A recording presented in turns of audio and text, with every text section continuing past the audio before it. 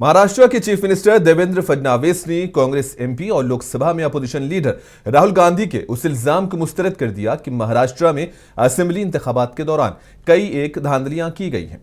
Chief minister ने कहा कि मुल्क में इस वक्त वजीर आजम की लहर चल रही है, जिसकी वजह से कांग्रेस लीडर इस तरह की बातें कर रहे हैं। इन्होंने कहा कि राहुल गांधी के तमाम इल्जामात बेबुनियाद हैं।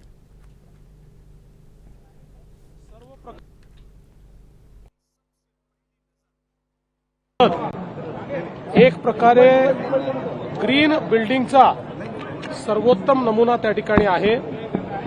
सर्व प्रकारचे ग्रीन बिल्डिंगचे नॉर्म्स पूर्ण करणारी, या ठिकाणी निसर्गाचा संपूर्ण वापर करणारी, त्यासोबत एनर्जीचं कन्झर्वेशन करणारी आणि 100% जेवढी एनर्जी लागते तेवढी एनर्जी तयार करणारी अशा प्रकारची नेट झिरो बिल्डिंग ही महाऊर्जामध्ये आज तयार झाली। त्याचं उद्घाटन आम्ही केलेलं आहे। 2018 साली याचं काम सुरू केलं होतं। आज त्याचं उद्घाटन करताना मला अतिशय आनंद होतोय। आणि एवढंच नाही तर ऊर्जेच्या क्षेत्रात आणि अपारंपरिक ऊर्जेच्या क्षेत्रात महाराष्ट्राने अतिशय उत्तम काम केलेलं आहे।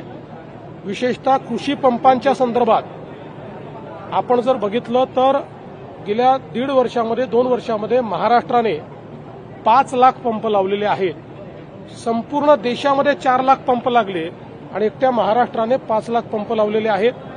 दुसरं, सौर कृषी वाहिनी योजनेच्या अंतर्गत 16,000 मेगावॅटचे फीडर हे आपण त्या ठिकाणी सोलरवर नेतो आहोत। त्याचं काम अत्यंत वेगाने चाललेलं आहे।